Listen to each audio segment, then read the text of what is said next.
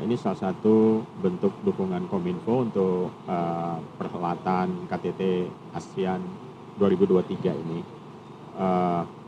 Kita menyiapkan dengan cukup serius media center ini. Ini ruangannya kapasitasnya bisa 2.500 orang. Dan kita menyiapkan semua infrastruktur yang dibutuhkan untuk rekan-rekan media ya, baik dari nasional maupun internasional. Nah, sekarang sudah terdaftar kurang lebih 1.800 wartawan yang hadir di sini. Hampir separuhnya itu internasional. Lainnya dari rekan-rekan kita jurnalis tanah air. Itu satu. Yang kedua, kami juga menyiapkan secara khusus akses internet yang baik di sini, dan juga tentu saja dukungan-dukungan yang lain, misal makanan yang terus hadir gitu ya, untuk menemani kerja rekan-rekan yang 24 jam di sini. Kita juga free flow food and drinks gitu. Lalu bagi teman-teman media yang ingin sedikit refreshing gitu, ada tempat untuk relaksasi ya, dan juga kita sediakan klinik kalau sakit kepala ataupun ya butuh asupan vitamin dan sebagainya. Jadi kita siapkan segalanya di media center ini menjadi satu tempat kerja yang nyaman, dengan harapan semua rekan-rekan jurnalis dan media bisa bekerja dengan optimal. Itu salah satu bentuk support kita di sini. Ya, seperti yang Bapak Nezar sampaikan, memang di ruang media center ini terdapat free flow food dan juga kayak ada relaksasi di depan sana. Kemudian juga untuk akses internet pun cepat sekali. Ini kami wartawan memang sangat terbantukan dengan adanya akses internet dari Kominfo. Namun kita mau tanya nih Pak, apa saja sebetulnya infrastruktur digital, manfaat dan juga keandalannya yang dihadirkan oleh untuk para tamu dan juga jurnalis negara yang hadir dalam KTT ASEAN Indonesia 2023? Ya, antara lain Wi-Fi ya. Kita siapkan Wi-Fi yang cukup besar ya, di 2.4 GHz dan juga 5 GHz. Kita pastikan akses poinnya juga cukup banyak. Lalu juga layanan dalam bentuk LAN ya, itu terkoneksi dengan baik, dan kita dedikasikan kurang lebih 10 GB bisa dipakai kapasitas internet di sini, sehingga memudahkan semua media yang melakukan upload ataupun membutuhkan download materi dan lain sebagainya, itu bisa dilakukan dengan lancar. Dan semua informasi juga kita tata dengan baik. Ada ASEANpedia, kita siapkan satu inventory materi-materi dari rundown, terus kemudian speech, press release, dan semua informasi yang dibutuhkan oleh wartawan-wartawan internasional yang hadir di sini itu bisa diakses di situs yang sudah kami siapkan untuk itu. Baik, kemudian layanan yang ada di KTT ASEAN ke-43 ini di Jakarta merupakan hanya sebagian contoh saja dari transformasi digital yang ada di tanah air. Kemudian bagaimana sih Pak sebetulnya pandangan Anda terhadap urgensi transformasi digital dan juga manfaatnya bagi Indonesia? Oh iya, tentu saja kita sebagai negara ASEAN yang sedang bertumbuh ya, dengan economic growth kita sampai 5%, dan saya kira pemerintah di bawah pimpinan Presiden Jokowi mencoba menjaga momentum pertumbuhan ekonomi ini ya. Dan ini juga dirasakan oleh negara-negara ASEAN yang lain, saya kira beriringan bertumbuh, makanya disebut sebagai epicentrum of growth gitu, yang menjadi tema KTT ASEAN kali ini. Nah, karena pertumbuhan ekonomi itu juga penduduk kita yang terbesar di ASEAN, kita bisa bilang 280 juta lebih ya, dengan tingkat penetrasi internet yang sudah sampai 77 sekian persen. Itu artinya ada 215 juta pengguna internet di Indonesia, dan tentu saja ini membantu satu pertumbuhan ataupun ekosistem ekonomi digital di tanah air. Nah, saya kira dengan pertumbuhan yang demikian pesat, kita punya kontribusi yang cukup penting di ASEAN ya. Saya kira kita menyumbang kurang lebih 40% pertumbuhan ekonomi digital sesuai dengan size populasi kita yang ada di ASEAN. Dan ASEAN sendiri adalah pasar yang paling luar biasa loh Mbak Sania ya. Dengan total penduduk ASEAN 640-an juta lebih gitu. Dengan pemakaian internetnya 480 jutaan gitu sekarang saat ini. Dan diperkirakan pertumbuhan ekonomi digital di kawasan ini sendiri di ASEAN itu 6% setiap tahun. Jadi cukup progresif saya kira. Nah ini menjadikan ASEAN ini penting dan Indonesia sendiri menjadi salah satu epicentrum of epicentrum gitu di tengah pertumbuhan ini gitu. Baik, saya setuju sekali itu. Dan tadi Bapak sempat sampaikan bahwa untuk digitalisasi ini di ASEAN hampir 6% begitu ya Pak tadi naiknya? Iya, pertumbuhan ekonomi digital ya. Baik, ini kan berarti ekonomi digital sangatlah masif begitu Pak. Ya. Nah, apa yang Kominfo lakukan untuk mempenetrasi atau mendiseminasi mana yang hoax dan mana yang bukan, agar masyarakat kita ini yang mendapatkan berita terkait dengan KTT ASEAN ke-43 ini tidak salah arah begitu Pak? Ya, kita kerjasama regional saya kira penting sekali nih Mbak Sania di sini ya.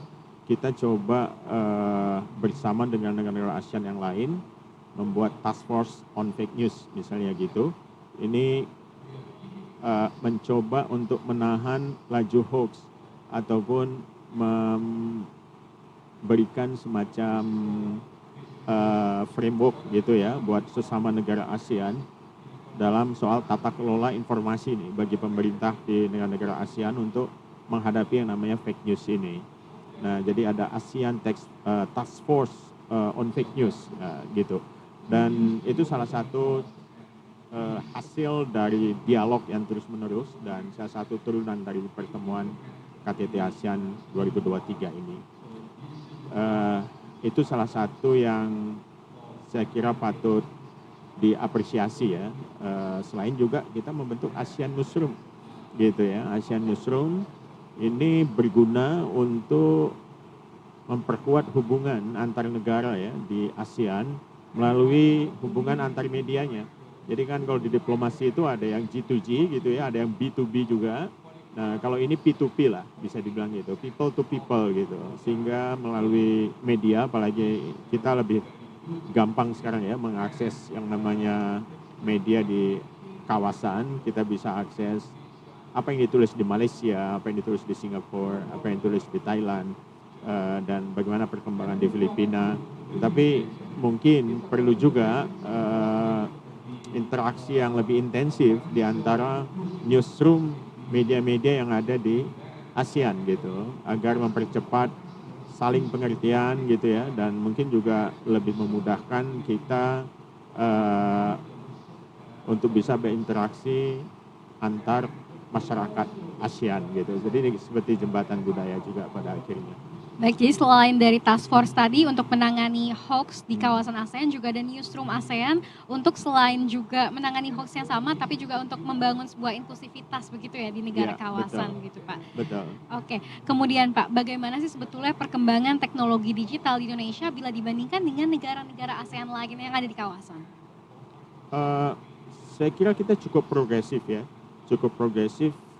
Pertama dari soal konektivitas gitu, konektivitas pemerintah sendiri mencoba mentargetkan konektivitas yang cukup masif gitu, terhubung dari Sabang sampai Merauke, dari Pulau Miangas sampai Pulau Rote gitu ya, paling tidak di akhir 2024 kita bisa mencapai full konektivitas gitu.